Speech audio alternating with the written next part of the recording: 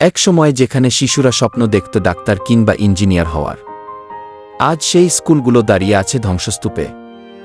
যুদ্ধের রাজনীতির বলি হয়েছে গাজার ভবিষ্যৎ প্রজন্ম। কে নেবে এর দায়? ইসরায়েল, হামাস না আন্তর্জাতিক সমাজ? জানতে হলে আপনাকে দেখতে হবে পুরো ভিডিও, কারণ এটি শুধুই গাজার নয়, এটি মানবতার অস্তিত্বের প্রশ্ন।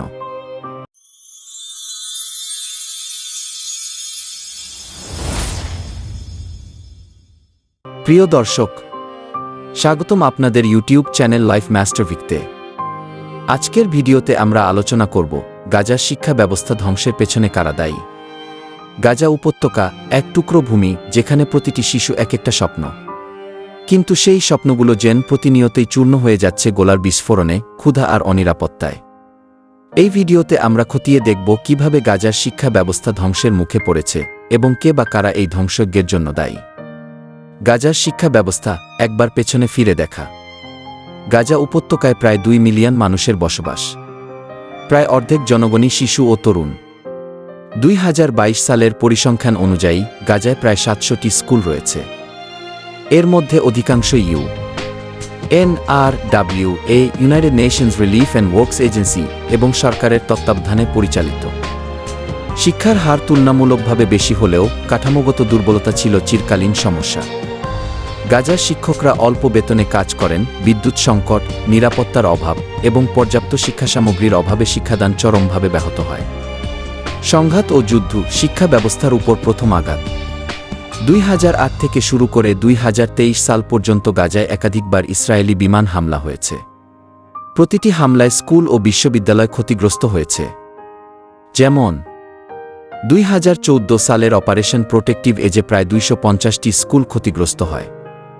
2021 সালের সংঘাতে বহু স্কুল, এমনকি UN অফিসে আশ্রয় নেয়া পরিবারদের উপরও হামলা হয়। প্রমাণ আছে যে ইসরায়েলি হামলায় বহু স্কুল সম্পূর্ণ ধ্বংস হয়েছে। অনেক ছাত্রছাত্রী স্থায়ীভাবে শিক্ষা থেকে বিচ্যুত হয়েছে। অবরোধের প্রভাব শিক্ষাকে করেছে অনিশ্চিত। 2007 সাল থেকে ইসরায়েল ও মিশরের আরোপিত অবরোধ গাজার অর্থনীতি, স্বাস্থ্য এবং শিক্ষাকে প্রায় ধ্বংস করে দিয়েছে। ইন্টারনেটের অপ্রতুলতা, প্রযুক্তির অভাব, বই ও শিক্ষাসামগ্রীর ঘাটতি শিক্ষার্থীদের পিছিয়ে দিচ্ছে। গাজা থেকে বাইরে গিয়ে উচ্চশিক্ষা গ্রহণ অসম্ভবের মতো হয়ে দাঁড়িয়েছে। গাজার শিক্ষকরা বলে থাকেন, আমরা এখন শুধু পড়াই না, সন্তানদের বাঁচানোর যুদ্ধ করি। ইসরায়েলি নীতিমালা ও সামরিক অভিযান একটা স্ট্র্যাটেজি?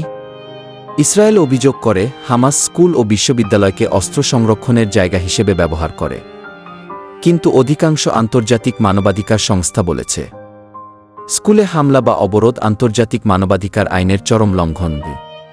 প্রশ্ন হচ্ছে, স্কুলগুলো কি ইচ্ছাকৃতভাবে টার্গেট করা হয়? যদি হয়, তাহলে তা মানবতা বিরোধী অপরাধ নয় কি? হামাসের ভূমিকাও কি প্রশ্নবিদ্ধ? গাজার প্রশাসনে হামাসের উপস্থিতি একটি গুরুত্বপূর্ণ বিষয়। হামাস বহু সময় শিক্ষার জায়গায় রাজনীতি ঢুকিয়েছে। স্কুলগুলিতে হামাসের প্রোপাগান্ডা, আলাদা সিলেবাস, এই সমস্ত কিছু নিয়ে আন্তর্জাতিক মহলে বিতর্ক রয়েছে। শিক্ষক নিয়োগেও দলীয় প্রভাব কাজ করে। বলা যায়, হামাসও শিক্ষা ব্যবস্থার উপর রাজনৈতিক নিয়ন্ত্রণ কায়েম করতে চেয়েছে।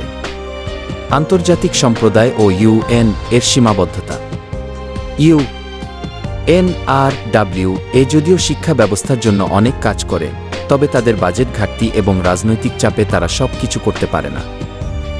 USA সহ কিছু দেশ UNRWA এর তহবিল বন্ধ করে দিয়েছে রাজনৈতিক কারণে। অনেক আন্তর্জাতিক NGO গাজায় কাজ করতে চাইলেও ইসরায়েলি অনুমতির অভাবে পারেনি। গাজার শিশুদের শিক্ষার অধিকার নিয়ে পৃথিবী যতটা কথা বলেছে, কাজ করেছে, তার 1/10 না। একটি প্রজন্মের ভবিষ্যৎ কি ধ্বংস হয়ে যাচ্ছে? দীর্ঘমেয়াদী যুদ্ধ ও অবরোধের ফলে বহু শিশু পড়ালেখা ছেড়ে দিতে বাধ্য হয়েছে। মানসিক স্বাস্থ্য, PTSD, অনিরাপত্তা, সব মিলিয়ে এক অন্ধকার ভবিষ্যৎ তাদের জন্য অপেক্ষা করছে।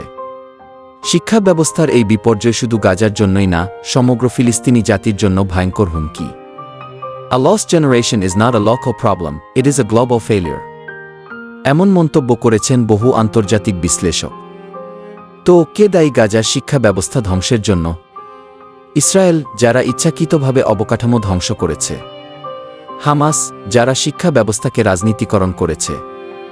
আন্তর্জাতিক সমাজ, যারা শুধু নিন্দা করে থেমে গেছে, কার্যকর পদক্ষেপ নেয়নি। শিক্ষা একটি মৌলিক অধিকার। গাজার শিশুদের এই অধিকার কেড়ে নেওয়া মানেই একটি জাতির ভবিষ্যৎকে অন্ধকারে ঠেলে দেওয়া। এখন সময় হয়েছে আন্তর্জাতিক সমাজের, মানবাধিকারের সংগঠনগুলোর, এমনকি সাধারণ মানুষের, যারা ভিডিওটি দেখছেন, সবাইকে একত্র হয়ে বলতে হবে, শিক্ষা যেন আর কখনো যুদ্ধের বলি না হয়। বন্ধুরা, আপনি যদি মনে করেন গাজার শিশুদের শিক্ষা ফেরত পাওয়ার অধিকার আছে, তাহলে ভিডিওটি শেয়ার করুন, কমেন্ট করুন আপনার মতামত, এবং অবশ্যই সাবস্ক্রাইব করে পাশে থাকুন লাইফ মাস্টার ভেক চ্যানেলের। মানবতার এই যুদ্ধে আমরা সবাই একসাথে।